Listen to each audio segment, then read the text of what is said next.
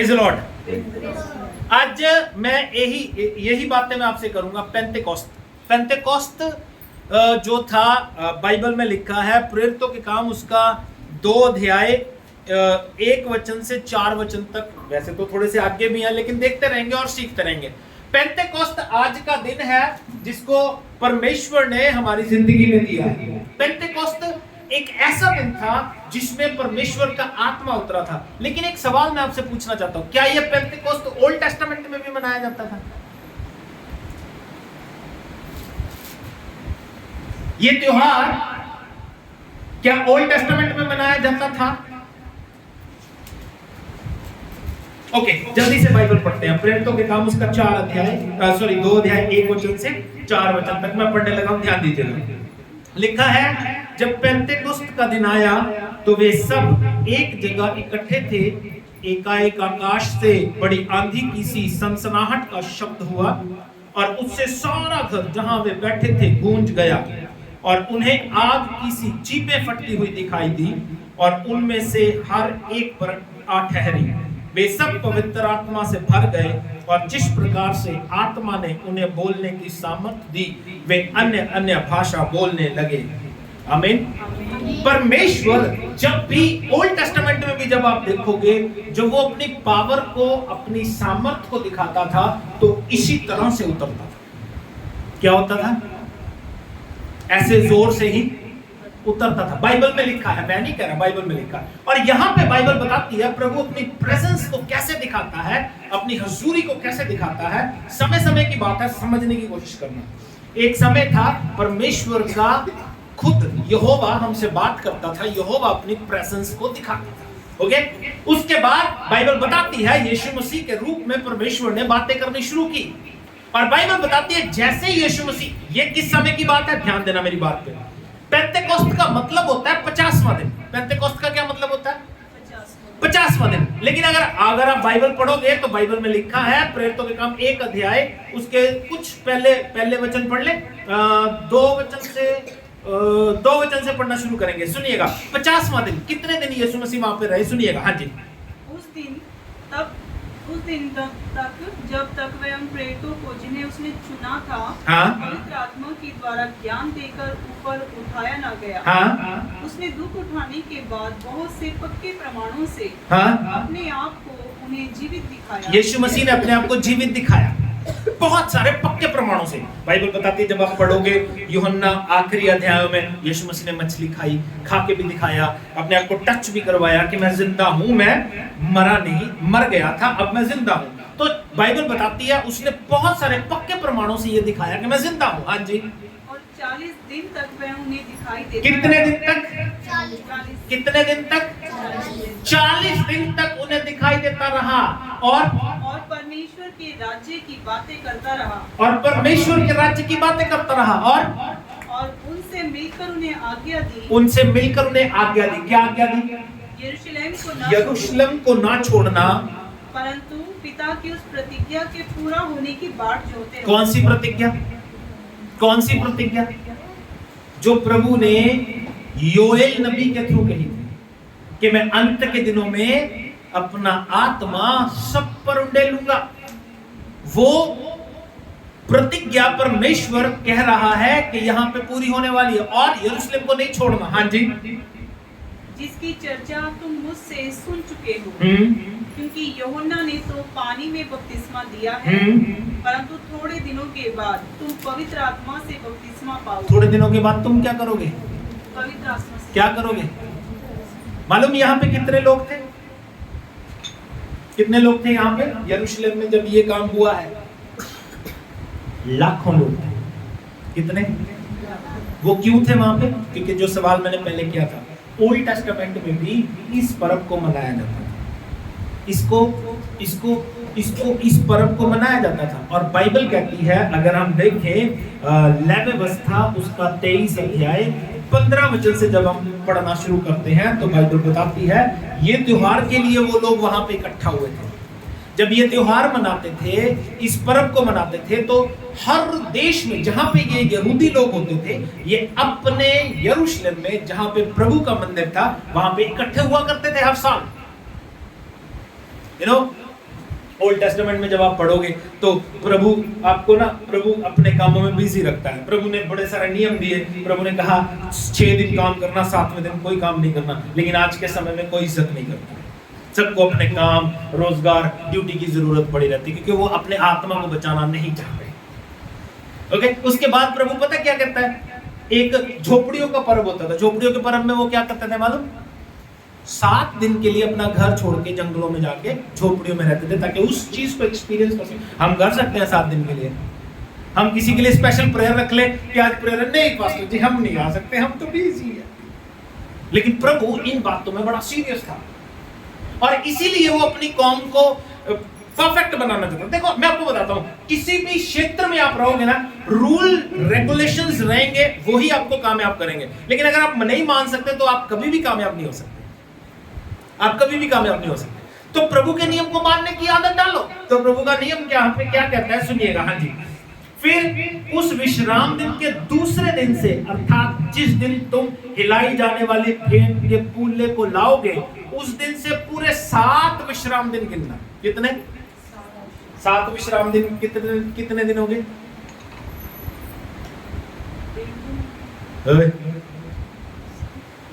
7 विश्राम दिन मीन्स 7 का पहाड़ आता है, 7 का टेबल, 7 7 49 49 डेज, 49 डेज। पेंटेकोस्ट का मतलब क्या है? 7 विश्राम दिन मीन्स 7 हफ्ते विश्राम दिन काउंट करते हैं। तो 7 विश्राम दिन बीतने के बाद जो 50वां दिन होगा उसको पेंटेकोस्ट कहते हैं। वो उसी को सेलिब्रेट वहां पे करते हैं। इसलिए ये लोग वहां पे इकट्ठा थे यरूशलेम में, और प्रभु का आत्मा उसी दिन उतरा। और बाइबल बताती है जिन पे उतरा वो लाखों लोग नहीं थे, जिन पे उतरा वो लाखों लोग नहीं थे। वो किन पे उतरा? जो इंतजार कर रहे थे, इंतजार कर रहे थे। एक और भेद की बात मैं आज आपको देना चाहता हूं, याद रखिए अपनी जिंदगी में पेशेंस रखने की आदत डालो। पेशेंस समझते हो? शांति से बैठने की आदत डालो। प्रभु कितना पेशेंस है मालूम? आप रोज पाप करते हो, वो आपको मारता नहीं। पाप कितने पाप गिनवाऊं मैं आपके, मेरे, हम जो रोज करते हैं? आप में से एक भी नहीं है जो 3 घंटे प्रार्थना करता हो, गारंटी लेता हूं। आप में से एक भी नहीं है जो प्रॉपर दशमांश देता हो, गारंटी लेता हूं। आप में से एक भी नहीं है जो समय पे चर्च आता हो। कोई एक होगा, कभी कभी आ जाता है, कभी एक आ जाता तो कभी दूसरा मिस होता। तो हम रोज पाप करते हैं, क्या वो हमें मारता है? क्या वो हमें डांटता है? फिर भी उसके अंदर पेशेंस देखोगे। इसके ऑपोजिट हमारे अंदर कोई पेशेंस नहीं है। हम वफादार नहीं है, हम वफादार, अपने साथ वाले से बोलो तेरे अंदर पेशेंस नहीं है। ऊंची बोलना, एक दूसरे से बोलना, तेरे अंदर पेशेंस नहीं है। अब देख, एक दूसरे की तरफ, मेरी तरफ नहीं देना। अब देख, ना तू प्रार्थना करता है, ना तू चर्च टाइम पे आता है, ना तू बाइबल पढ़ता है, ना तू प्रभु के राज्य के लिए देता है, फिर भी तुझे यह रहता है कि मेरी दुआ ऐसे सुन ली जाए। क्यों मालूम? मालूम क्यों? क्योंकि तेरे अंदर पेशेंस, तेरे अंदर शांति, इंतजार करना नहीं है। इंतजार विश्वास को दिखाता है। इब्राहिम को खुदा ने कहा मैं तुझे बेटा दूंगा, तेरी पत्नी से होगा। कितने दिन तक इंतजार किया उसने? 24 साल। 24 साल। It's a long long long time. लेकिन इंसान के अंदर नहीं है। तो अगर आप चाहते हो प्रभु आपको ब्लेस करे इमीडिएटली, तो आपको भी उसके लिए कुछ ऐसा ही करना पड़ेगा। पेशेंस रखने की आदत डालो, क्योंकि वो भी तो रखता है, वो भी तो रखता है ना। अपने घर में जाके सोचना कि मैं क्या कर रहा हूं, मैं कुछ भी नहीं कर रहा, उसके बावजूद मैं ये उम्मीद करता हूं कि एकदम से काम हो जाए, क्योंकि मेरे अंदर पेशेंस। पेशेंस समझते हो? पेशेंस के लिए दूसरा वर्ड, हिंदी वर्ड तसल्ली, सबर नहीं है, राइट, सबर नहीं है हमारे अंदर, सबर जल्दी जल्दी होती है, जल्दी सबर नहीं है हमारे अंदर, सबर नहीं करते। सबर करने की आदत डालो, क्योंकि देखो वो आपके लिए सबर कर रहा है, वो आपके लिए। तो प्रभु ने उनको क्या कहा? प्रभु ने उनको कहा वेट, सबर करो, सबर करो, सबर करो। क्या कहा? कितने दिन तक? 50 दिन। 40 दिन तो निकल गए, 10 दिन तक इकट्ठे रह के सबर करना है। और प्रभु क्या कहता है? मैं परमेश्वर का आत्मा दूंगा। मैं ये पहले बता चुका हूं, यहोवा बात करता था, यीशु मसीह आ गया। जब यीशु मसीह गया, वो अपना वायदा पूरा करके गया, कहता मैं तुम्हें अनाथ। वो कितने दिन के लिए दूर हुआ उनसे? कितने दिन के लिए? सिर्फ 10 दिन। कितने दिन के लिए? 10 दिन। जब वो प्रेयर कर रहे थे तो बाइबल बताती है 10वें दिन पेंटेकोस्ट का दिन आया, परमेश्वर का आत्मा उतर गया। परमेश्वर ने अपनी प्रेजेंस, और मैं बता रहा था परमेश्वर अपनी प्रेजेंस इसी तरह दिखाता था, परमेश्वर अपनी प्रेजेंस। और वहां पे क्या कुछ हुआ मालूम है आपको? आग की सी जीभें दिखाई दी, आग की सी। और क्या हुआ? हिल गया वो घर जहां पे वो थे। उनकी जिंदगियां, घबरा गए लोग, उनके जीवन में क्या होगा पता नहीं चल रहा था। और मिरेकल ऐसा हुआ, ध्यान देना मेरी बात पे, मिरेकल ऐसा हुआ जब हम उसको आगे पढ़ते हैं, आग की सी जीभें दिखाई दी और उनमें से हर एक पर ठहर गई। और जैसे परमेश्वर के आत्मा ने उनको बोलने की सामर्थ दी, वैसे वो अन्य अन्य भाषा बोलने लगे। क्या बोलने लगे? क्या बोलने लगे? क्या बोलने लगे? कौन कौन है जिसको अन्य अन्य भाषा बोलते हैं? कौन कौन है आप में से जो अन्य अन्य भाषा बोलते हैं? और कोई भी नहीं? तू बोलती है, तू बोलती है, और कोई भी नहीं अन्य भाषा नहीं बोलते? नहीं बोलते। क्यों? आता नहीं कि बिलीव नहीं करते? विश्वास करते हो अन्य भाषा पे? अन्य भाषा बोलना कभी भी चर्च में नहीं बोलना, कभी भी चर्च में। ये क्यों दिया गया आपको? आपकी उन्नति के लिए, बस अपने लिए। और यहां पे बाइबल बताती है वो अन्य भाषा बोल रहे थे, लेकिन यहां पे एक भेद था, मालूम? भेद क्या था? वो अन्य भाषा बोल रहे थे, सब अलग अलग बोल रहे थे, सब। लेकिन जितने देशों से लोग तैयार होके आए थे अजय, उनको ऐसा लग रहा था कि ये मेरी भाषा बोल रहे। मैं नहीं करा, बाइबल में लिखा, पढ़ लो। प्रेरितों के काम 2 अध्याय 6 वचन से पढ़ना शुरू करो, 5 और 6 देखो। आकाश के नीचे की हर एक जाति में से भक्त यहूदी यरूशलेम में रह रहे थे। हाँ। जब यह शब्द हुआ, भीड़ लग गई, और लोग घबरा गए, क्योंकि हर एक को यही सुनाई देता था। क्या सुनाई दे रहा था हर एक को? ये मेरी ही भाषा बोल। किसकी भाषा बोल रहा है? मेरी भाषा। अगर वहां पे पंजाबी है, बोल वो अन्य भाषा रहा है, उसको लग रहा है पंजाबी बोल रहा है। इसका मतलब मालूम है क्या है? इसका मतलब मालूम है क्या है? उनको वो बातें जो कर रहे थे, बाइबल बताती है जब एक व्यक्ति अन्य भाषा बोलता है तो वो भेद की बातें बोलता है, भेद की बातें बोलता है। तो वो भेद की बातें उनको समझ में आ रही थी, उनको सारी बातें समझ में आ रही थी, उनको सारी बातें समझ में आ रही थी। और मैं बता रहा था ये ओल्ड टेस्टामेंट में भी ये काम होता था। प्रभु का वचन कहता है, जब हम लेवी व्यवस्था पढ़ रहे हैं तो बाइबल बताती है 7वें विश्राम के दूसरे दिन तक 50 दिन गिनना। कितने दिन गिनना? 50। उसको कहते हैं पेंतिकोस्त। 50वें दिन को पेंतिकोस्त कहते हैं, इसलिए इसको पेंतिकोस्त का दिन कहा जाता था। अगर आप आज अपने घर पे जाके देखोगे तो ईस्टर से आज तक 50 दिन बनेंगे।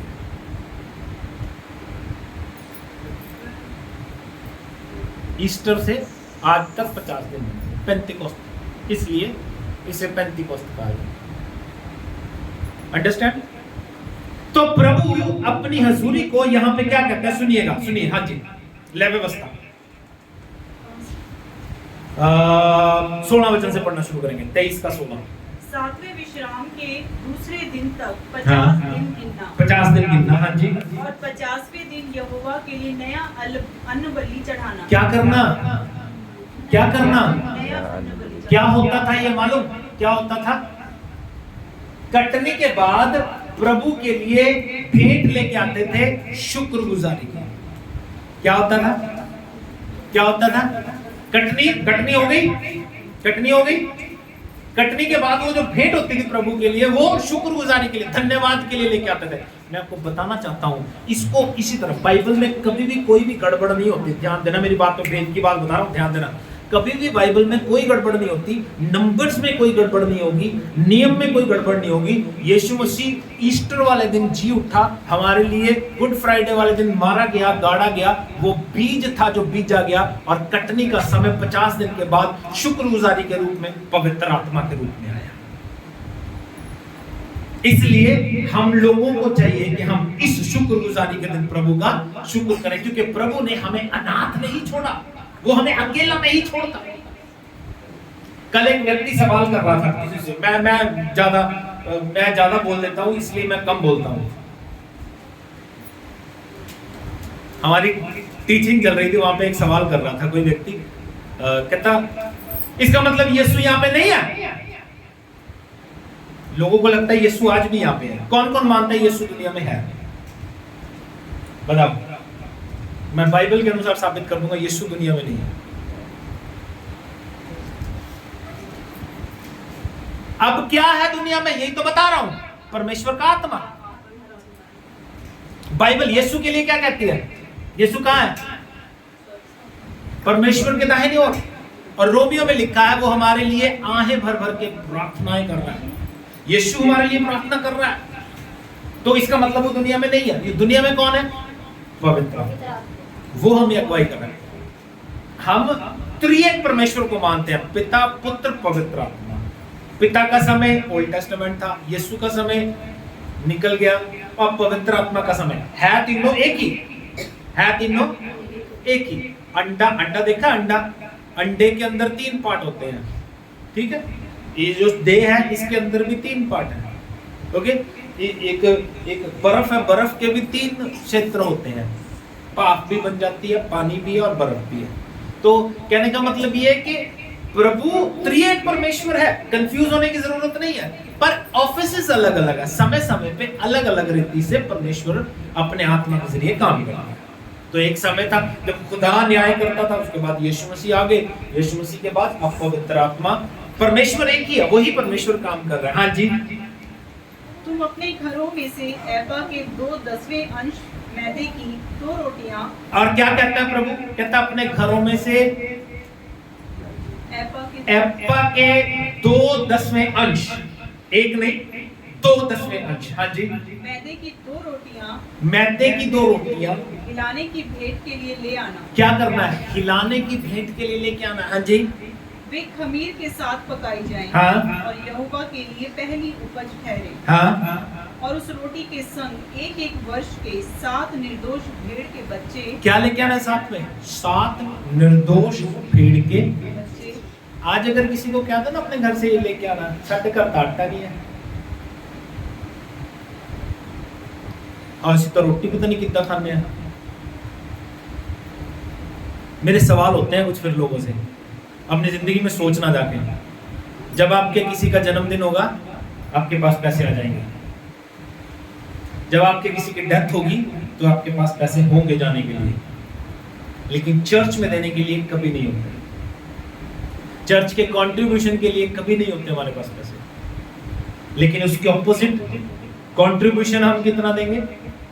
500, 700, 1000, 2000। लेकिन उसके ऑपोजिट शादी किसी की आ जाए तो उसमें 10,000 का खर्चा हो जाएगा हमारा। 5,000 का तो सूट आएगा, 2,000 के बच्चों के कपड़े आएंगे।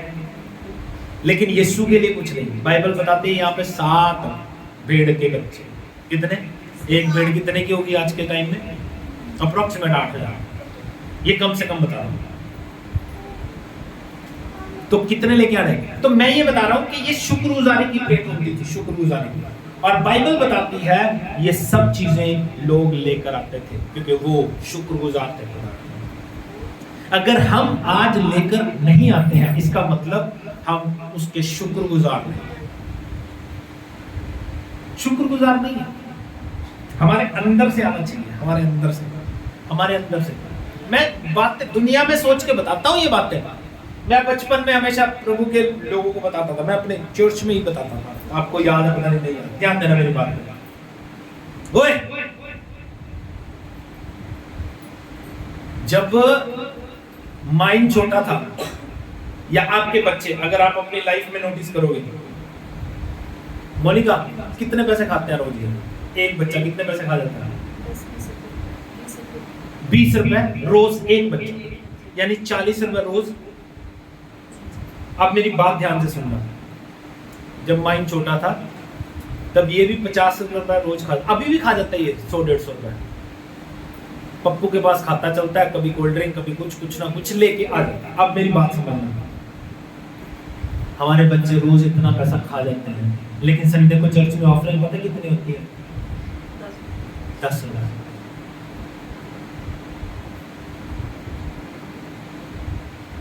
सूट 5,000 का आएगा मेरा, पैंट कमीज 5,000 की आएगी मेरी, लेकिन चर्च में कितने डालूंगा? 10। मालूम आप गरीब क्यों हो, भूखे क्यों हो? क्योंकि देते नहीं। हाँ, इसके ऑपोजिट आप बच्चों को लुटा दोगे, बच्चों को दे दोगे राज्य के, क्योंकि आपके अपने बच्चे हैं। अगर हम यीशु को नहीं दे रहे, इसका मतलब वो हमारा अपना यीशु। Don't do man, don't do.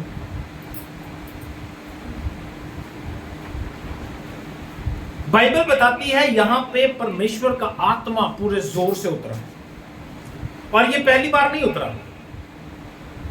परमेश्वर जब भी अपनी प्रेजेंस में आता था तो इसी तरह से आता था। निर्गमन उसका 19 अध्याय 16 पद से पढ़ना शुरू करेंगे।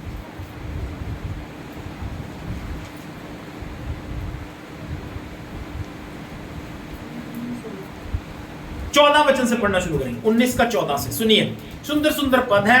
देखिए, प्रभु की प्रेजेंस, जैसे वहां पे बाइबल बताती है, आग की सी जीभें उतरी, आग उतरी और लोगों पे ठहर गई, और वो अन्य भाषा बोलने लगे। और क्या हुआ? हाँ जी। तब मूसा ने पर्वत पर से उतरकर लोगों के पास आकर उनको पवित्र कराया। हाँ जी। और उन्होंने अपने वस्त्र धो लिए। हाँ जी, हाँ जी, पढ़ो पढ़ो पढ़ो पढ़ो। और उसने लोगों से कहा, तीसरे दिन तक तैयार हो जाओ, स्त्री के पास ना जाना।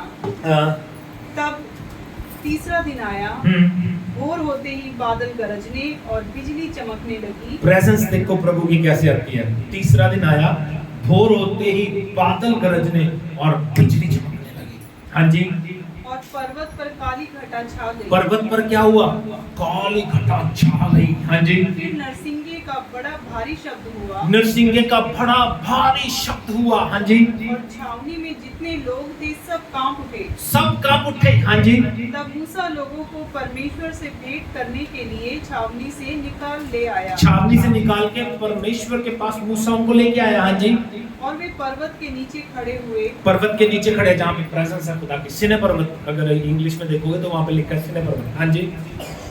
और यहोवा जो आग में होकर सीने पर्वत पर उतरा था। कहाँ उतरा था? सिने पर्वत पर उतरा था, आग में होकर। हाँ जी। इस कारण समस्त पर्वत धुएं से भर गया। समस्त पर्वत धुएं से भर गया। अमेजिंग। हाँ जी। और उसका धुआं भट्टे का सा उठ रहा था। कैसा उठ रहा था? भट्टे का सा। अब इसमें और पेंतिकोस्त के दिन में कोई फर्क दिख रहा है? प्रभु जब भी आता था पावर के साथ, सामर्थ के साथ आता है, आग के साथ आता है, अपने वायदों को पूरा करता है। जब यूहन्ना बपतिस्मा देने वाले ने यीशु को देखा तो क्या कहता है? मैं उसके बंधन खोलने के योग नहीं, मैं तो तुम्हें पानी से बपतिस्मा देता हूँ, वो तुम्हें आग और पवित्र आत्मा से बपतिस्मा देगा। जो पेंतिकोस्त के दिन पूरा हुआ, आग किसी जीभे फटती हुई दिखाई दी, पवित्र आत्मा उन पे उतरा। आग किस चीज को दिखाता है? आग हमेशा हमारे अंदर जो गंदगी है, हमारे अंदर जो डिजायर्स हैं, उनको भस्म करने के लिए, शुद्ध करने के लिए आग का इस्तेमाल होता है।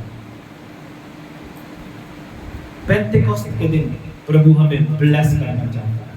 पेंतिकोस्त के दिन प्रभु हमें ब्लेस करना चाहता है। जल्दी से बताऊंगा तीन बातें जल्दी से बता दूंगा। जब परमेश्वर का आत्मा आता है तो क्या होता है?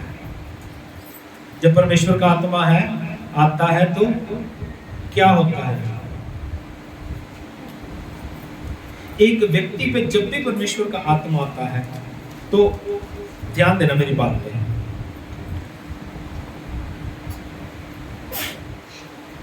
एक व्यक्ति पे पहली बार जब परमेश्वर का आत्मा आएगा तो वो सोबर हो जाएगा। सोबर समझते हो? मैच्योर हो जाएगा, सीधा हो जाएगा, भोला हो जाएगा। यानी चलो एक दूसरे तरीके से समझाता हूं। आपने देखा होगा कई बार लोग बड़े ड्रामे करते हैं, चर्च में उछलते हैं, क्लैपिंग करते हैं, है ना? वो परमेश्वर का आत्मा नहीं है। वो परमेश्वर का आत्मा, मैं फिर कह रहा हूं, वो परमेश्वर का आत्मा, क्योंकि ये ड्रामे तो दुनिया में भी होते हैं।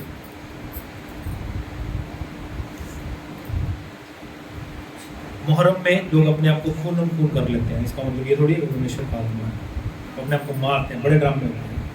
यू नो कई कल्चर्स में आपने देखा होगा, जैसे कितने लोग बागड़ जाते थे, वहां पे देखा होगा आपने, वो अपने आप को छंटे मारते हैं। तो these are not, you know, ये इमोशंस होते हैं, ये इमोशंस होते हैं। मैंने एक कल्चर में देखा, वो एक पंडित जी उनके सर पे नारियल मार के तोड़ रहे थे, वो उनके इमोशंस हैं। लेकिन जब परमेश्वर का आत्मा आएगा तो इंसान क्या हो जाएगा? सोबर हो जाएगा, मैच्योर हो जाएगा। ये ड्रामे करने की जरूरत।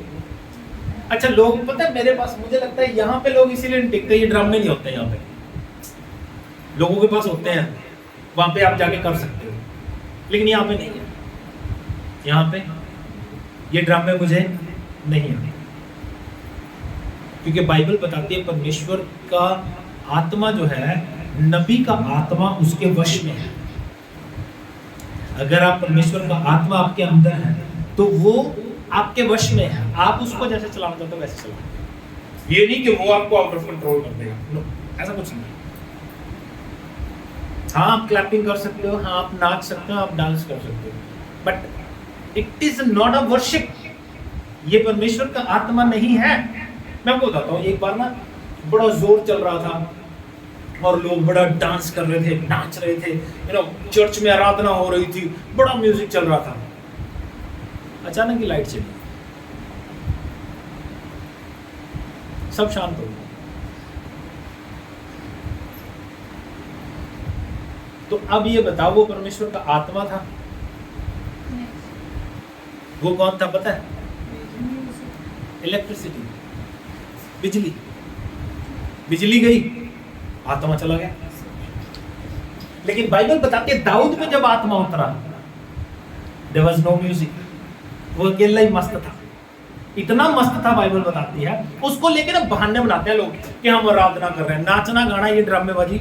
अच्छा, एक नया कल्चर उस तरफ, इस तरफ भी होगा, पता नहीं, उस तरफ तो बहुत है। लोग सिंगिंग कर रहे हैं, वर्शिप कर रहे हैं, लोग उन पे नोट लुटा रहे हैं। इट्स नॉट अ वर्शिप यार, ये वर्शिप नहीं है, ये आराधना नहीं है, ये शोशेबाजी, दिखावा। तो इन बातों से परहेज करेगा एक व्यक्ति जब परमेश्वर का आत्मा उस पे आ जाएगा। दूसरी बात, जब परमेश्वर का आत्मा इंसान पे आएगा, परमेश्वर का आत्मा इंसान पे आएगा, बाइबल में लिखा है, तो तुम सामर्थ पाओगे। क्या करोगे? क्या करोगे? सामर्थ, पावर। अब पावर का मतलब क्या है? पावर का मतलब नाचना नहीं है, पावर का मतलब यू नो डांस करना नहीं है। पावर का मतलब क्या है अजय? सामर्थ पाओगे तो सामर्थ का मतलब क्या है?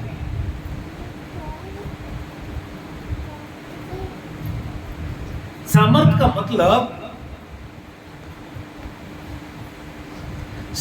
मतलब है टू ओवरकम अनयूजुअल थिंग्स या सिंस। जब इंसान पे पावर आएगा तो वो अपनी इच्छाओं पे, अपने इमोशंस पे, अपने पाप भरे स्वभाव पे जीत हासिल करेगा। It's called power. अंडरस्टैंड? एक व्यक्ति कहता है मैं झूठ बोलना छोड़ नहीं पाता, जब परमेश्वर का आत्मा आएगा तो वो झूठ बोलना छोड़ देगा। एक व्यक्ति कहता है मैं गंदी पिक्चरें देखना छोड़ नहीं सकता, जब परमेश्वर का आत्मा आएगा तब उसकी लाइफ में चेंज आएगा, वो बुरी चीजें देखनी छोड़ देगा। एक व्यक्ति कहता है मैं दुनिया में बुरी चीजों से, पाप से निकल नहीं चाहता। एक व्यभिचारिणी कहती है मैं व्यभिचार को छोड़ नहीं सकती, लेकिन परमेश्वर का आत्मा जब उसकी जिंदगी में आता है तो उसकी जिंदगी में बदलाव होता है। It's called power. पावर वो जो बुरे काम जिसको वो अपनी ताकत से नहीं छोड़ पाता, when the spirit of God, जब परमेश्वर का आत्मा आता है तो वो सारी चीजों से छुटकारा पा जाता है। अंडरस्टैंड? समझ आ रही है मेरी बात? मैं आपको कितने एग्जांपल बता सकता हूं। आपको अगर नहीं मालूम, ऑस्ट्रेलिया की एक पोर्न इंडस्ट्री की लड़की थी जिसने जो गंदी पिक्चरें बनाती थी, उसको छोड़ के वो पास्टर बन गई। How it is possible? Because of his spirit, उसके आत्मा से यह हुआ। व्यभिचारिणी यीशु मसीह के साथ चलती थी, कैसे हुआ? उसके आत्मा से हुआ।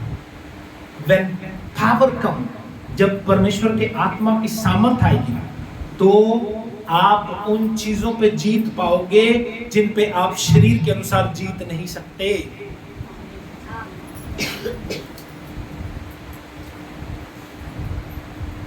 बात समझ आई? तीसरी और आखिरी बात जल्दी बता दूंगा, बस खत्म। तीसरी और आखिरी बात, जब परमेश्वर का आत्मा तुम पे आएगा, बाइबल कहती है तुम गवाह बनोगे। क्या बनोगे?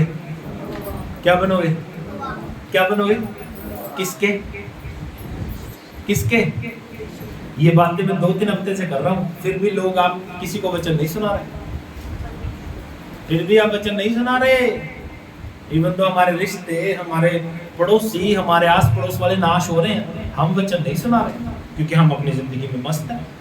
पहले तो हमें अपने परिवार को बचाने की जरूरत है। हमारे अपने परिवार में हमारे बच्चे हमारी नहीं सुनते, हमारा पति हमारी नहीं सुनता, हमारी पत्नी हमारी नहीं सुनती, तो इनको ही बचाने की जरूरत है। पहले तो चर्च, प्रभु बेटा चर्च आए, चर्च आए, अपने पति को, अपने पत्नी को, बच्चों को लेके आए वो चर्च, क्योंकि चर्च बहुत जरूरी पार्ट है।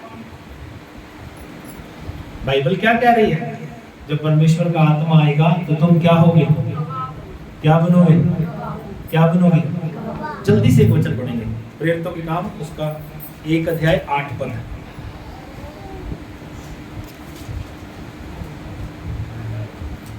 परंतु जब पवित्र आत्मा तुम पर आएगा, जब पवित्र आत्मा तुम पर आएगा, तुम सामर्थ पाओगे, तुम सामर्थ पाओगे, और यरूशलेम और सारे यहूदिया और सामरिया में और पृथ्वी की छोर तक मेरे गवाह होंगे। ध्यान देना, यरूशलेम, यहूदिया और पृथ्वी की छोर तक तुम मेरे, कहां पे? यरूशलेम, पहले अपनी जगह पे, फिर बाहर, फिर पृथ्वी के छोर तक तुम मेरे तुम मेरे गवाह हो। और बाइबल बताती है जैसे ही पवित्र आत्मा उतरा 2 अध्याय में, पतरस ने प्रचार करना शुरू किया 14 वचन से। 2 अध्याय 14 वचन से सुनो। हाँ जी। तब पतरस उन 11 के साथ खड़ा हुआ और उनसे सबसे कहने लगा, हे यहूदियों और हे यरूशलेम के सब रहने वालों, यह जान लो और कान लगाकर मेरी बात सुनो। जैसा तुम समझ रहे हो, ये लोग नशे में नहीं, क्योंकि अभी तो पहर ही दिन चढ़ा है, परंतु यह वह बात है जो योएल भविष्यवक्ता के द्वारा कही गई थी। ये नबी योएल ने कहा था, इसलिए ये पूरी हो रही है। जी, परमेश्वर कहता है कि अंत के दिनों में ऐसा होगा, मैं अपना आत्मा सब मनुष्य पर उंडेलूंगा और तुम्हारे बेटे और तुम्हारी बेटियां भविष्यवाणी करेंगी। अब सुनना, ध्यान दीजिए, कौन कर रहा है ये काम? कौन बोल रहा है प्रचार? कौन कर रहा है? मेरी तरफ देखो, कौन कर रहा है प्रचार? है? बोलो, कौन कर रहा है? पतरस कर रहा है। पतरस, दिमाग का है, इधर ही रखो, खाना मिलेगा। प्रचार कौन कर रहा है? लेकिन यीशु मसीह के साथ जब था तो वहां पे छोटे छोटे बच्चे पूछते, ओए तू तो यीशु मसीह के साथ था, क्या कहता? क्या कहता? मैं नहीं है। वहां पे कितने लोग होंगे? 20, 50, 100। और यहाँ पे कितने हैं? लाखों। अब यही फर्क है जब परमेश्वर का आत्मा आप पे होता है और जब नहीं होता है। जब नहीं था पतरस इनकार कर देता है, जब है तो उनको बताता है ये वही यीशु है जो तुम्हारे लिए आया और तुमने इसे मारा। कंडेम करता है, उनको ब्लेम करता है खुल के, तुमने मारा है इसे, लेकिन परमेश्वर ने उसे मुर्दों में से जिंदा किया है। हालेलुया। ऐसे होता है जब पावर आ जाती है, जब परमेश्वर का आत्मा हम पे आता है तो हम गवाही देना शुरू कर देते। देयर इज नो फियर, फिर कोई डर, नहीं होता। कोई डर। इसका मतलब, ध्यान देना मेरी बात, इसका मतलब अगर आज भी आप गवाही नहीं दे रहे हो, आज भी प्रभु का वचन नहीं फैला रहे हो, प्रभु का आत्मा आपकी जिंदगी में आया नहीं है। मैं नहीं कह रहा, बाइबल कह रही है। जज आपको ही करना है। डोंट ब्लेम एनीबॉडी, किसी पे ब्लेम मत करो कि क्यों नहीं हुआ ये। इसका कारण ये है कि हम दुनिया में ही बिजी हैं, हम प्रभु के कामों में बिजी नहीं है। प्रभु का काम हमसे कोई शोभता ही, हमें अच्छा ही नहीं लगता। अगर परमेश्वर का आत्मा आप पे आया है तो आपकी जिंदगी में बदलाव आएगा। अगर नहीं आ रहा है, अगर आप अपनी कमियों पे जीत नहीं पा रहे हैं, अगर आप अपनी प्रॉब्लम्स पे जीत नहीं पा रहे हैं, इसका मतलब परमेश्वर का आत्मा आप पे नहीं आया है। अगर आप आज भी बदले नहीं है, अगर मेरी जिंदगी में कोई बदलाव नहीं आया, सोपरपन नहीं आया, मेरे बोलने में कोई चेंज नहीं है, मेरी बातों से किसी को आशीष नहीं मिल रही, इसका मतलब आज भी कोई बदलाव नहीं आया। परमेश्वर का आत्मा हमारी जिंदगी में आया। मैं आपको एक बड़ा एग्जांपल बताता हूं। मुझे नहीं पता, लेकिन मैंने कई साल हो गए उस आंटी को नहीं देखा। हमारे यहाँ पे बहुत बड़ा एग्जांपल है। हमारे यहाँ पे एक आंटी है, प्रीति आंटी, पीछे वो बहुत गालियां निकालती थी, बहुत गंदी गंदी गालियां। और मैं सोचता हूँ तीसरे दिन उनकी लड़ाई होती थी किसी ना किसी से। और मुझे लगता है आज काफी साल हो गया, काफी टाइम हो गया, मैंने उनको लड़ते नहीं देखा। मैं ये नहीं कह रहा कि मतलब I'm just saying कि मैं अपनी लाइफ में ऐसे बदलाव देखता हूँ। एक हमारे भाई होता था कमल, कमल की गवाही दूसरे लोग देते थे। मैं उसके लिए कमरा ढूंढ रहा था लोगों में, तो एक नॉन बिलीवर बंदा कहता है, करा यार वो कमल हो करा, उसने तो अपना चोला ही बदल लिया। पहले शराब पीता था, बीड़ी पीता था, अब तो वो यीशु मसीह के लड़ लग गया, प्रभु की महिमा करता है। गवाही जब दूसरा देना, समझ लो आपकी जिंदगी में बदलाव आया है।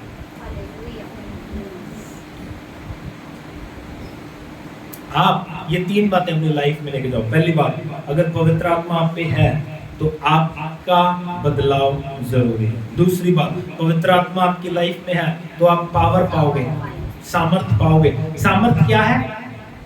बुरी चीजों पे ओवरकम होना, जीतना, अविश्वास पे जीतना, बीमारी पे जीतना, कर्जे पे जीतना, उसको कहते हैं पावर। अगर हम आज भी पावर नहीं हासिल कर पाए हैं तो इसका मतलब परमेश्वर का आत्मा नहीं है। तीसरी और आखिरी फाइनल बात, परमेश्वर का आत्मा आपको उत्साहित करेगा अंदर से।